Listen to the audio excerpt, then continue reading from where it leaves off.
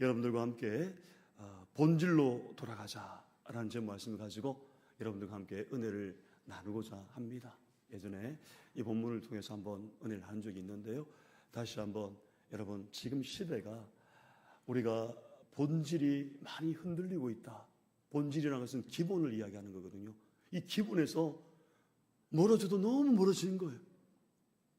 그래서 우리가 다시 신앙의 본질, 저와 여러분들이 다시 말씀과 기도와 성령으로 돌아가야 되고, 그리고 이 시대를 볼 수 있는 영적인 안목이 열려야 된다는 거예요. 이걸 우리가 이제 듣고 우리 삶 가운데 적용하며 나가야 되는 거예요. 여러분, 기독교의 작가이자 또 기독교 변증가였던 오니기니스라는 사람이 있습니다. 오스기니스라는 사람이 있는데요.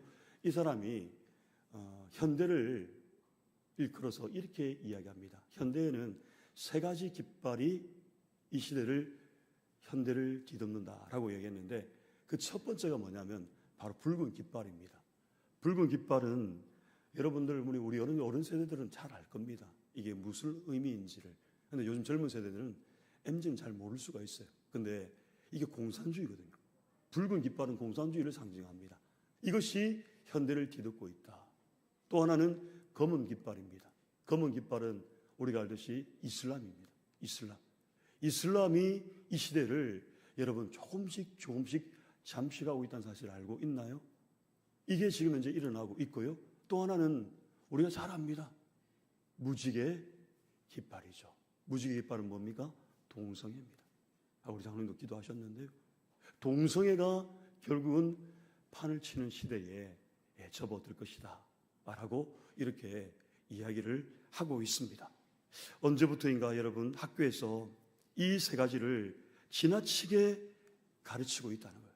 우리 학생들, 우리 자녀들에게 이걸 지나치게 가르치고 있다는 거예요.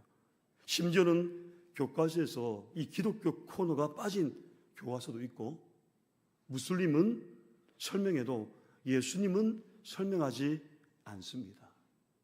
우리가 지난 금요일 날 여러분과 나누었지만은, 여러분 또 일부 국회의원들 11명이 여러분 무슨 일을 벌였습니까? 교회 해체, 교회 폐쇄법. 이게 비영리 단체가 교회거든요. 여기에 대해서 지금 어떻게 한다는 겁니까? 해체하는 법을 발의를 했습니다. 여러분, 이게 그냥 그런갑다 이렇게 보면 안 되는 거예요. 진짜 영적 깨어 있는 분들은 심각하게 봐야 되고, 이 일을 위해서 우리가 지금 깨어 있어야 되는 거예요. 이게 무슨 의미냐면요, 여러분, 그만큼 지금 기독교 가치관의 색깔을 완전히 지워버리려는 마귀의 계략이 여러분 숨어 있는 거예요. 우리는 이러한 시대에 이 영적인 분별력을 가져야 하는 거예요. 시대의 흐름을 누군가가 조사를 했더라고요. 2002년도에 통계에 따르니까요, 2002년도에는 여러분, 우리가 지금 시간이 많이 지났잖아요. 20년 전 아닙니까?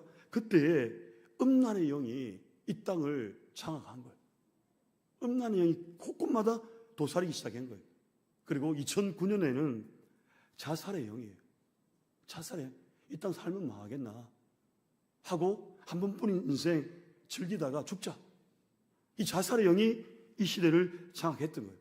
그리고 여러분, 2016년부터 지금까지 여러분 영화에서만 보던 마약의 영이 실제로 여러분 이 땅에 판을 치고 있어요. 뉴스에서 많이 나오고 있죠. 말로만 듣던 마약, 이 마약이 지금 이 땅 가운데 실제로 일어나고 있다는 겁니다. 그런데 문제가 뭘까요, 여러분?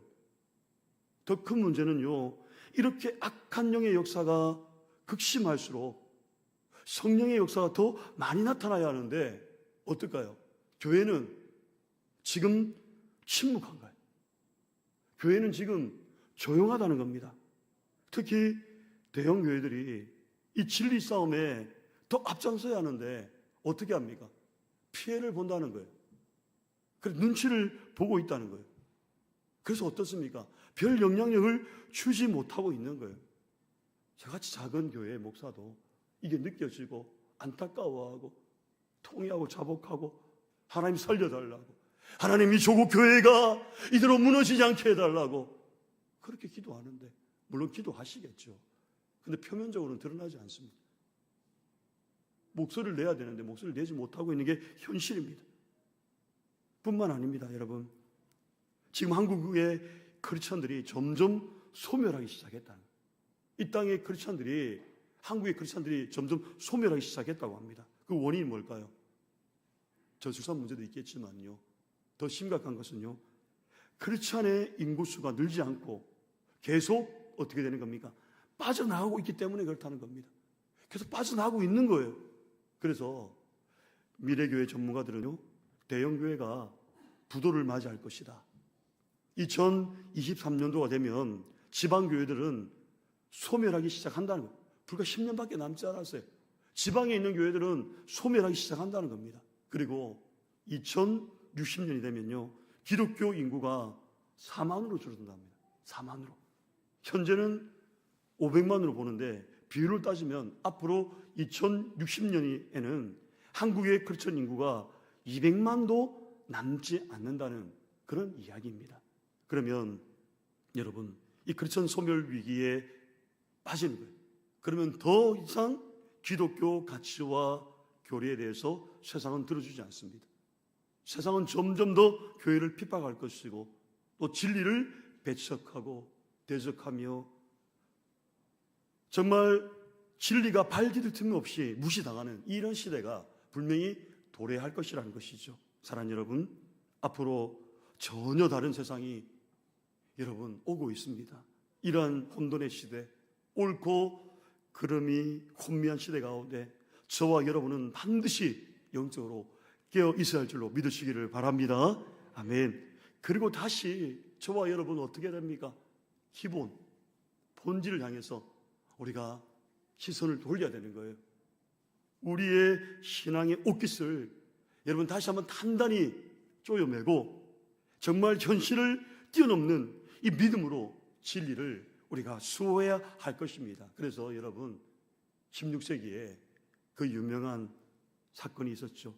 진리를 수호하기 위해서 우리가 아는 종교교육이 마틴 루터에 의해서 여러분들 일어난 걸 기억하십니다. 종교개혁이 왜 일어났습니까? 여러분, 다른 게 아닙니다.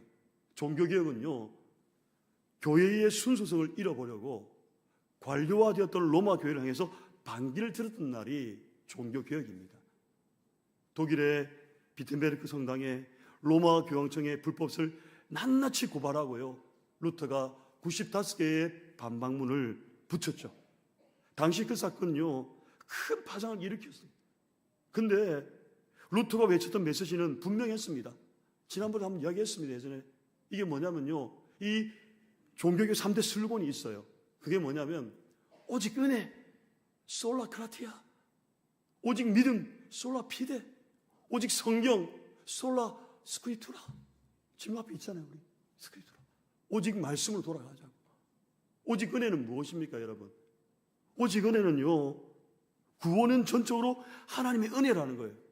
하나님의 은혜. 그리고 오직 믿음은, 구원은 인간의 어떤 행위를 요하는 것이 아닌 오직 예수님을 믿는 것으로 받는 것. 이게 바로 오직 믿음이죠. 그리고 오직 성경은 무엇입니까? 이 모든 구원의 교리는 성경에서 찾는다는 거예요.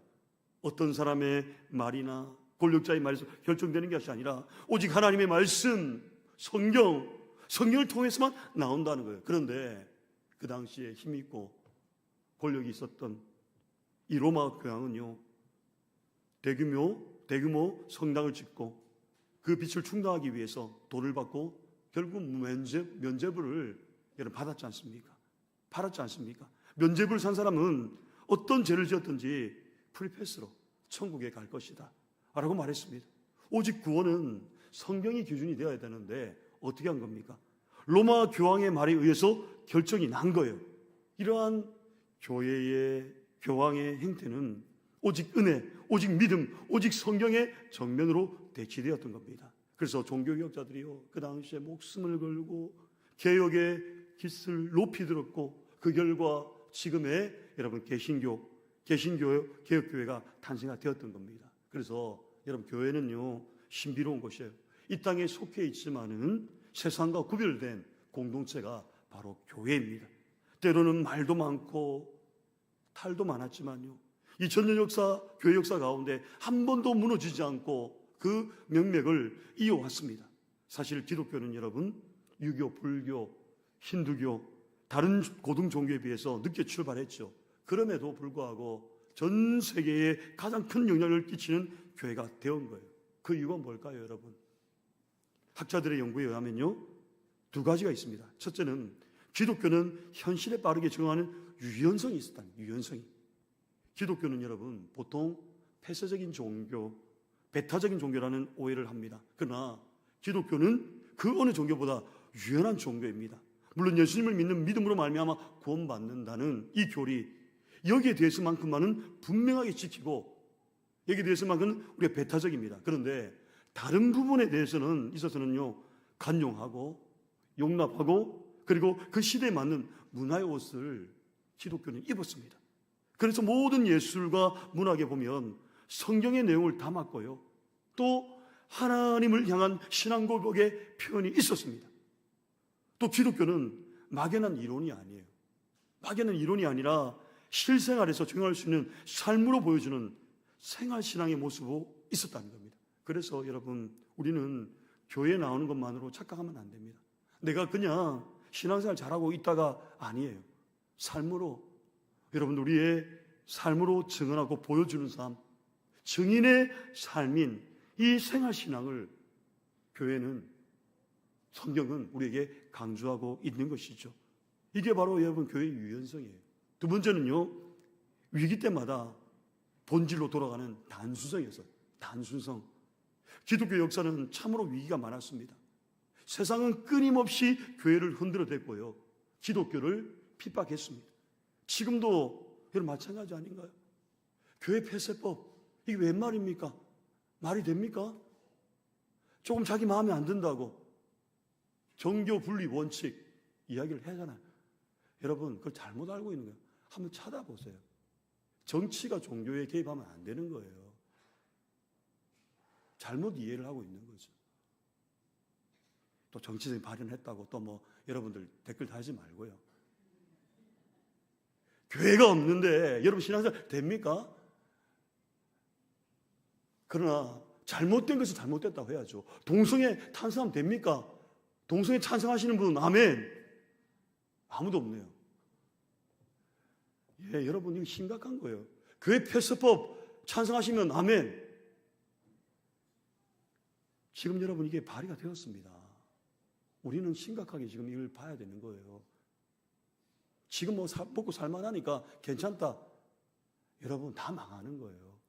이 땅에 진리가 무너지는데 어떻게 여러분 하나님의 역사가 이 땅 가운데 계속 이어질 수 있겠습니까? 그러나 여러분 이런 모습을 볼 때마다, 그때마다 교회는요 뭘 외치냐면 본질로 돌아가자. 본질로 돌아가자. 다시 돌아가야 된다. 성경의 기준에서 우리의 삶을 조명해야 된다. 성경이 우리의 삶의 기준이 되어서 성경 때문에 우리가 이건 아니라면 아니라고 외쳐야 되는 거예요. 반대할 건 반대해야 된다는 겁니다. 이것을 라틴어로 아드 폰테스라는 단어입니다. 예전에 말씀드렸습니다. 이 아드 폰테스의 뜻이 뭡니까? 본질로 돌아가자는 거예요. Back to the origin, back to the basic. 여러분, 지금 다시 기본으로 돌아가자는 거예요. 다시 본질로 돌아가자는 거예요. 당시 로마 교회도요, 큰 교회 중심으로 성 베드로 성당이든지 성 시스티나 성당이든지 모두 웅장하게 지었고 얼마나 화려하게 장식을 했는지 모릅니다. 그러나 교회는요 교권주의가 들어왔습니다. 교회는 순식간에 병들어져 갔습니다. 외식과 형식만 남았지 본질이 사라진 교회로 전략을 해버린 겁니다. 그래서 종교개혁자들은 다시 본질로 돌아가자, 오직 은혜, 오직 믿음, 오직 성경, 이것을 외친 거예요. 오늘 여러분 본질로 돌아가자는 이 외침은요 우리에게도 굉장히 중요합니다. 우리도 위기를 겪을 때, 영적 위기가 찾아올 때 우리도 선택할 때가 있을 겁니다. 현실에 젖어 살아갈 것인가, 아니면 본질을 선택할 것인가, 관습과 전통에 매여 살아갈 것인가, 아니면 본질을 선택할 것인가, 그 선택의 기로에 놓을 것입니다. 교회들도 마찬가지 아닌가요? 사람들은 교회를 크게 짓고 조금 화려하게 꾸미면 사람들이 많이 모일 것이라고 생각합니다. 근데 여러분, 그렇지 않습니다. 아무리 교회를 크게 짓고 화려하게 꾸미고 그렇게 교회를 세운다 할지라도 이 강단에서 흘러나오는 여러분 이 메시지가 복음이었고 진리가 없다면 소망이 없는 거예요. 요즘 한번 보십시오. 하나님 말씀의 강단을 보십시오. 저도 이런 말 자격이 없습니다. 부끄럽습니다. 하지만 하나님 앞에 기도합니다. 이런 모습 가운데서 하나님 불쌍히 여겨달라고, 긍휼히 여겨달라고, 하나님의 진리의 말씀을 바르게 전하고 싶은데 때를 따라서 그것을 잘못 이용할 때가 있어요. 그게 너무 마음이 아팠어요. 그래서 다시 몸부림치고 다시 본질을 향해서 하나님 앞에 나아갈 때에 얼마나 많은 세속주의가 여러분 교회 강단을 오염되게 한 줄 몰라요. 사람들은요, 여러분 미안합니다. 듣기 좋은 말, 세상의 처세술, 덕담, 뭔가 주는 교훈, 기복주의로 복받으라, 이 메시지를 물들이고 있는 것을 보게 되죠. 그래서 여러분 강단에서 종말에 관한 이야기는 많이 사라졌습니다. 천국에 관한 이야기 많이 사라졌습니다. 또 우리 죄에 대해서 지적하는 이야기를 들으면 굉장히 싫어해요. 저 목사님 어떻게 알고 나를 치고 있지? 자기 죄를 지적하면 싫어해요. 그래서 귀를 닫고요, 사람들의 귀를 즐겁게 하는 대화들, 이런 것들을 통해서 사람들이 불편하지 않도록 하는 거예요. 이것이 바로 여러분 세속주의에 오염되어 있다는 겁니다. 또 이 21세기의 교권주의가 횡행하고 있습니다. 교권주의는 여러분 알다시피 중세시대 교황의 권위를 상징합니다. 사실 권위는요 필요합니다. 그런데 권위주의는 무너져야 하는 거예요. 교회는 권위주의가 통하는 것이 아닙니다. 권위를 부린다고 세워진 것이 아니라 세워줄 때 그때 여러분 권위가 생기는 거예요. 예수님 보십시오. 예수님이 권위를 부리지 않았습니다. 높은 강대상을 만들고 호령하듯이 예수님께서 설교하지 않았습니다. 그의 강대상은 바위 위였어요. 아니면은 산 위에 올려서 하나님의 말씀을 전했었던 거예요. 말씀을 풀어주실 때에도 어려운 신학적 용어를 사용하지 않았습니다. 어려운 신학적 용어를 사용하지 않습니다. 주변의 사물을 통해서 알아듣기 쉽게 설명하셨어요. 겨자씨에 대해서 설명하셨고요, 알곡과 가라지에 대해서 설명하셨고, 공중나는 새에 대해서 설명하셨고, 들에 핀 백합화를 보라, 이런 사물에 통해서 신앙을 접목시켰다는 겁니다. 그럼에도 불구하고 그의 말에는 권세가 있었어요. 권위가 있었다는 겁니다. 그 근거가 어디 있을까요? 마태복음 7장 28절에 한번 보십시오. 이렇게 말씀합니다. 한번 읽어볼까요? 시작. 예수께서 이 말씀을 마치시매 무리들이 그의 가르치심에 놀라니 이는 그 가르치시는 것이 권위 있는 자와 같고 그들의 서기관들과 같이 아니함이라. 아멘. 우리 예수님께서 말씀을 마치고요, 그의 가르치심에 사람들이 놀란 거예요. 이 말은 권위 있는 자와 같다, 그렇게 사람들이 이야기합니다. 교회는 여러분 의식과 형식에 빠져서는 안 됩니다. 그러나 의식과 형식에 담겨있는 그 정신은 붙들어야 합니다. 만약 우리가 그 정신을 상실한 채 의식과 형식에만 매여 있다면 마치 예수님께서 바리새인들과 서기관들 향해서 뭐라고 이야기합니까? 해칠한 무덤이요 라고 말씀하신 책망을 들을 거예요. 그런데 여러분 여전히 교회 중에서요 정말 본질이라는 것과 갈등하는 교회들이 참 많이 있어요. 예전에 제가 있던 교회에서는 이런 일이 있었어요. 강대상에 생수를 누가 올려야 하는가? 오늘도 강대상에 생수를 누가 올렸는데요, 네. 누가 올려야 하는가? 이 문제로 여러분 갈등이 된 거예요. 어떤 분들은요, 당연히 권사님들이 해야죠. 권사님 오래됐으니까 우리 권사님들이 하는 게 당연하지 않나? 또 어떤 분들은 그런 게 어딨냐고, 사모하고 사랑하는 마음이 있으면은 아무나 해도 되죠. 집사님 해도 됩니다. 이것 때문에 교회가 다투고 있는 거예요. 여러분 정말 우픈 이야기 아닙니까? 제가 한번 여쭤보겠습니다. 여러분 강대상에 생수 올리는 문제는 집사가 해야 됩니까? 아니면 권사가 해야지 맞습니까? 예. 여러분 이건요 누가 감당하든 이거 본질이 아니에요. 본질은 뭡니까? 집사가 하건 권사가 하건 중요한 것은 이 강단에서 흘러나오는 이 메시지에 복음이 있느냐, 진리가 있느냐, 생명이 있느냐는 이것이 본질이죠.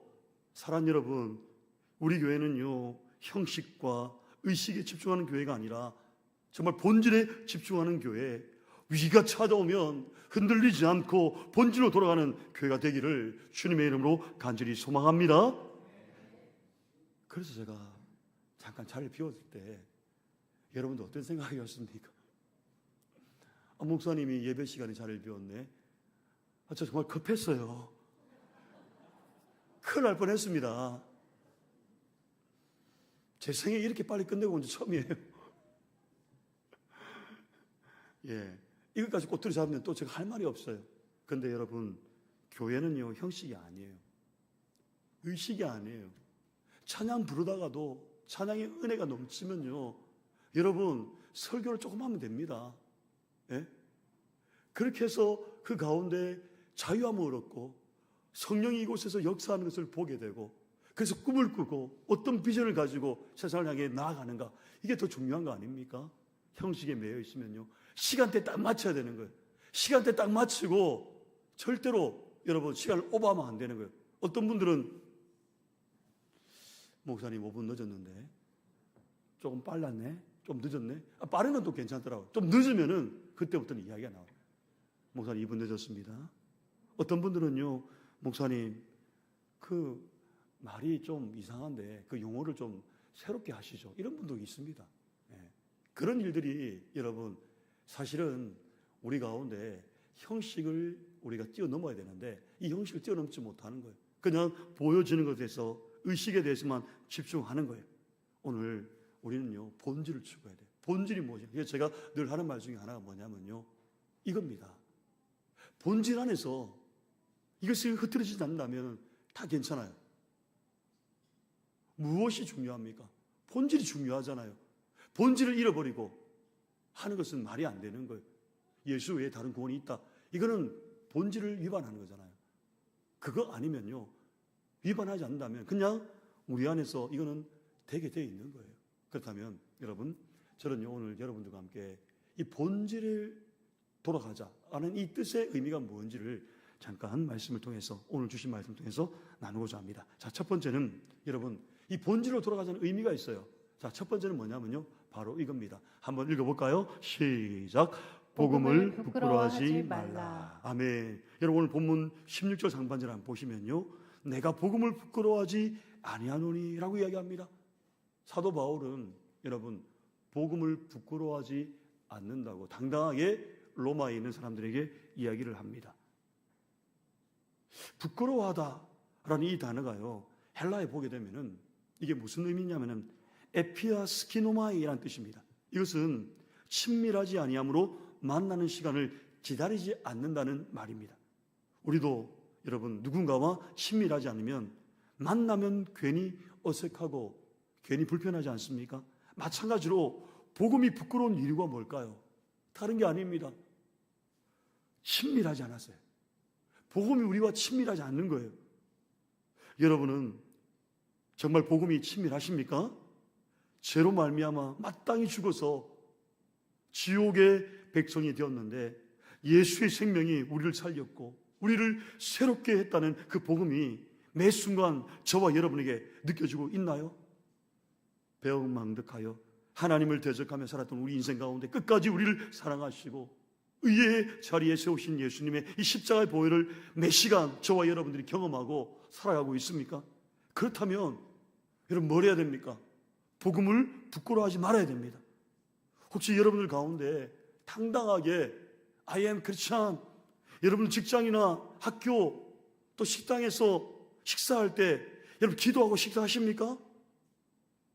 사람들에게 크리스찬이라고 밝히는 것을 부끄러워하고 있지 않습니까? 사람들이 나를 어떻게 생각할까? 나를 싫어하지 않을까? 이렇게 쉬쉬하고 있지 않습니까? 예수님은 우리에게 뭐라고 얘기합니까? 복음을 부끄러워하는지 부끄러워하지 않는지를 지금 묻고 있는 거예요. 그 질문은 여러분 우리가 예수님을 부인하느냐 시인하느냐 하는 근원적인 질문이기 때문에 그렇다는 겁니다. 그래서 마태복음 10장 32절 33절 보십시오. 이 말을 여러분들 귀담아 들어야 됩니다. 한번 읽어볼까요? 시작. 누구든지 사람 앞에서 나를 시인하면 나도 하늘에 계신 내 아버지 앞에서 그를 시인할 것이요, 누구든지 사람 앞에서 나를 부인하면 나도 하늘에 계신 내 아버지 앞에서 그를 부인하리라. 아멘. 여러분 부끄럽지요? 죄송하지요? 한번 돌아보십시오. 여러분 일주간의 삶을 한번 돌아보십시오. 복음을 부끄러워하지 않고 당당하게 I am Christian 이라고 여러분들 외치면서 이웃에게, 주변의 동료들에게, 여러분과 함께 있는 사람들에게 복음의 증인으로서, 또 여러분들이 그리스도인이라는 것을 사람들이 알고 있습니까? 알고 있는 정도 되면 안 되는 거예요. 어떻게 해야 됩니까? 나타내야 되는 거예요. 오늘 주님은 우리에게 분명히 말씀합니다. 사람들 앞에서 복음을 부끄러워하면 나도 너를 부끄러워하겠다고, 시인하면 나도 너를 시인하겠다고, 이러한 인정하는 축복의 삶을 저와 여러분이 살아가시기를 주님의 이름으로 간절히 축복합니다. 아멘. 자, 두 번째는요, 여러분들 이 본질로 돌아가자는 이 의미의 뜻은요, 이겁니다. 바로 복음의 전달자가 되라는 겁니다. 한번 따라합시다. 복음의 전달자가 되라. 시작. 복음의 전달자가 되라. 우리 옆 사람에게 인사하십시다. 복음의 전달자가 되십시다. 시작. 복음의 전달자가 되십시다. 할렐루야. 우리 교회 올해 주제가 무엇입니까? 포효가 무엇입니까? 증인이 된다는 것은 무엇을 나타냅니까? 여러분, 복음을 전하는 것입니다. 근데 그것이 삶으로 드러나야 되는 거예요. 여러분들 회사에서는 엉망이고 직장에서는 누가 봐도 크리스찬 같지 않은데 어느 날 갑자기 교회 갑니다. 그때서야 합니다. 아, 크리스찬이었네. 근데 그리스도인이 그렇게 하면 되나? 라고 하는 표현 들어보셨습니까? 제가요, 시간 좀 많이 갔는데 큰일 났네. 우리 이제 주차장 확보 문제 때문에 조금 이렇게 제가 기도하고 또 이렇게 마음으로 준비하면서 우리 옆에 신동정판이라고 사장님 회사에 제가 간 거예요. 주차가 이제 주일마다 이렇게 꽉꽉 차니까 또 주변의 이웃들에게 피해를 끼치고 하니까 문제가 되더라고요. 그래서 주차 배로 차원에서 옆에 공장에, 지금 주일이거든요. 공장에 옆에 여러분 비어 있어요. 비어 있고 한데 그동안 우리가 적당한 수준에서 했지만 지금은 사람이 오니까 차를 대고 싶은 마음이 있는 거예요. 그래서 사장님께 양해를 구하고 이제 조율을 한 겁니다. 그랬더니 한번 고려해 보겠다 하고 이제 그렇게 이제 헤어진 거죠. 그리고 나서 이제 연락이 오기로 했는데 아직 연락이 안 왔습니다. 당장 이번 주부터 서셔야 되죠. 이러더라고요. 예, 무엇이 문제 있는지 제가 잘 모르겠지만은 아무래도 이 부친께서, 부친 사장님이죠. 앞전에 그 사장님이 조금 태클을 건 것 같은데 아직까지 그게 반응이 안 왔습니다. 그래서 상당히 안타까운데 그러면서 하는 말이 이거예요. 우리 아버지는 집사고요, 우리 엄마는 권사님이시고요, 우리 와이프는 수원교회에 다닌다. 자기는 안 다닌대요. 그래서 됐다 했는데요, 예상외로 반응이 없어요 지금. 그래서 우리가 월 10만 원에서 작으면 15만 원까지 드리겠다라고 제가 이야기를 했어요.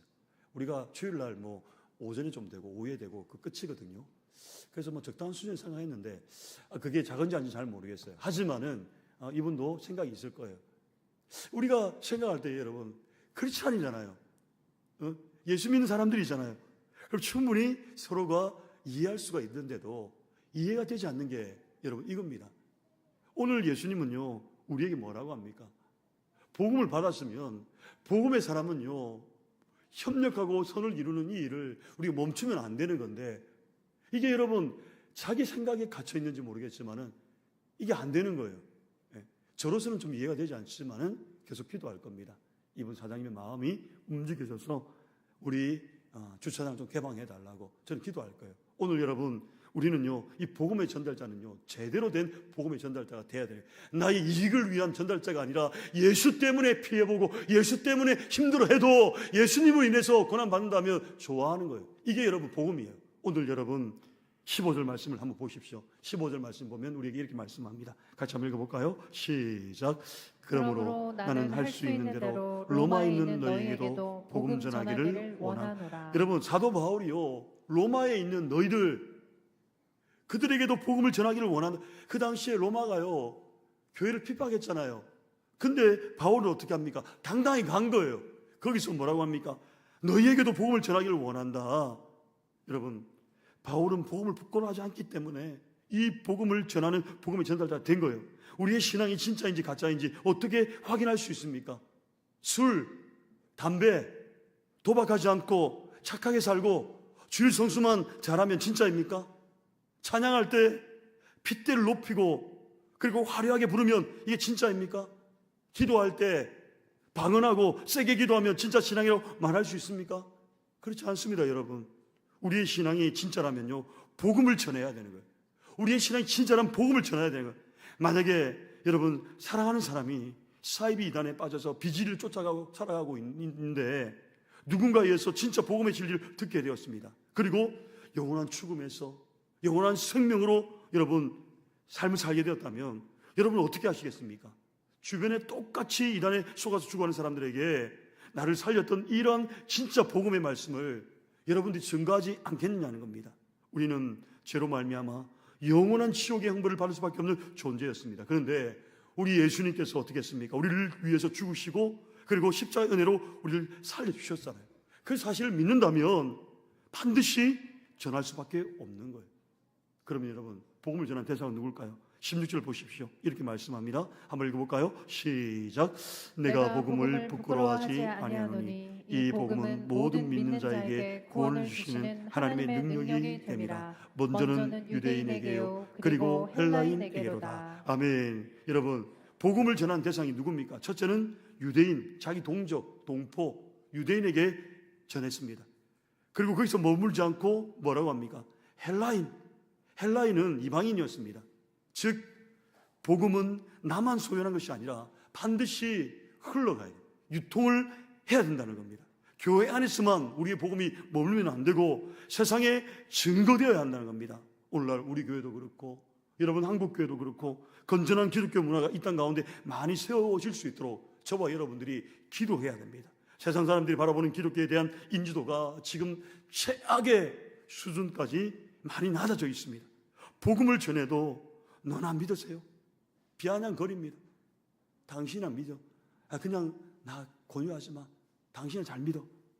그래서 우리는요, 음악, 예술, 문화, 정치, 스포츠 등 다양한 분야에서 건전한 기독교 문화에 영향을 미쳐야 돼요. 그럴 때 여러분, 길을 잃고 헤매이는 사람들이 주님 앞에 돌아올 거예요. 이것이 복음을 전하는 전달자의 사명이라는 겁니다.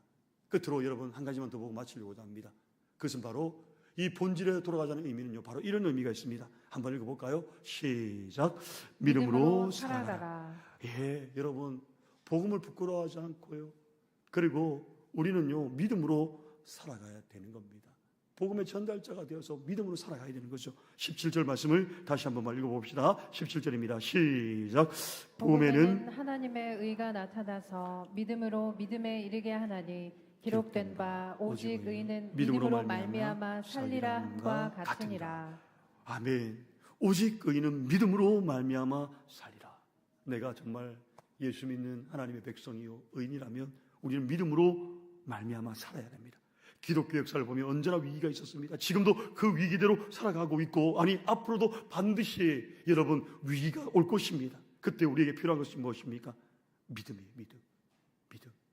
초대교회는요, 불과 창과 칼로 우리의 신앙을 위협했습니다. 중세시대에는 교권주의, 형식주의가 우리의 신앙을 위협했습니다. 지금은 무엇을 우리를 위협하고 있습니까? 감히 말하고 싶은 건요, 영적인 무감각이에요. 죄를 지어도 죄인지 모릅니다. 불법을 행해도, 불법을 자행해도 불법이 불법인지 모릅니다. 행악을 행해도 행악인지 알지 못하는 겁니다. 마치 영적인 문둥병처럼 말입니다. 문둥병에 걸린 사람은요, 아침에 양말을 신고 저녁에 양말을 벗으면 발가락이 하나 떨어집니다. 피가 철철 내도 아프지 않아요. 왜요? 무감각하니까. 영적인 무감각도 마찬가지입니다. 죄를 지어도 죄인지 모르는 거예요. 거룩한 주의를 지키지 못해도 그 마음에 전혀 부담감이 없습니다. 음란에 중독되어서 반복적이고 습관적인 죄에 빠져 있으면서도 무감각합니다. 깨닫지 못하고 돌아오지 않습니다. 그런 영적인 문둥병에 이 빠진 모습이 오늘 우리의 모습 아닌가요? 그래서 죄를 짓는 것보다 더 무서운 것이 뭔지 아십니까? 죄를 깨닫지 못하는 거예요. 죄를 깨닫지 못하는 거예요. 여러분, 마지막 때가 되면요, 다니엘이 말한 바, 요한계시록에서 말한 바 대환란이 찾아올 거라고 이야기합니다.